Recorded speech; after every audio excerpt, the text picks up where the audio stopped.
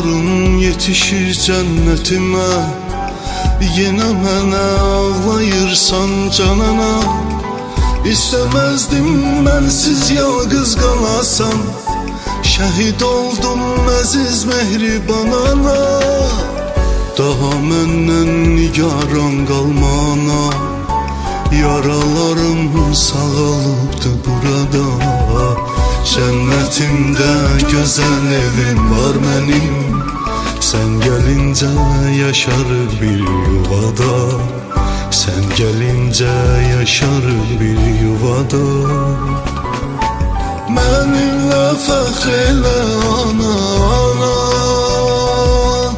Sen ağlama yana yana ana. Benim bu gecərim, benim hayatım şəhidliklə çatdı sona ayana.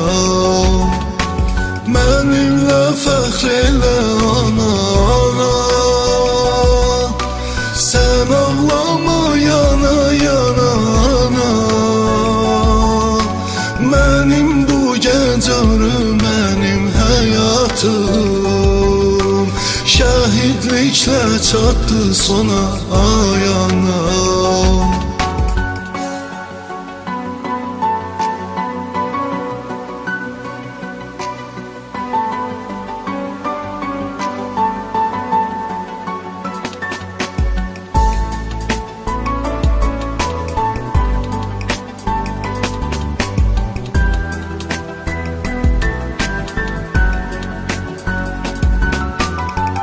Dedin mənə, oğul sağ salamat gəl. Baxım mənə doldu ana gözlərin.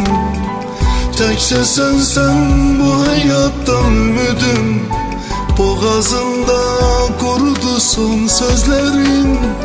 Daha məndən nigaran qalmana, yaralarım sağalıbdı burada. Cennetimde güzel evim var benim, sen gelince yaşarır bir yuvada. Sen gelince yaşarır bir yuvada. Benimle fəxrlə ana, ana. Sen ağlama yana yana ana. Benim bu gecərim, benim hayatım şəhidliklə çatdı sona ayana. Benimle fəxrlə ana, ana. Sen ağlama yana yana ana. Benim bu gecərim, benim hayatım şəhidliklə çatdı sona ayana. Ürəyimə dammışdı mən səndən ayrılan gün.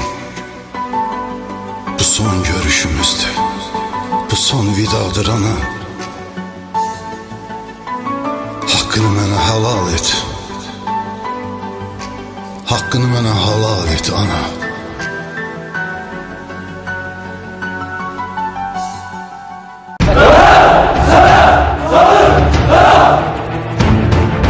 Eşk olsun Azerbaycan ordusuna, yaşasın Azerbaycan.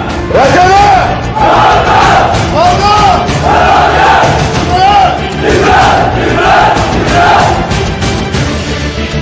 Allah!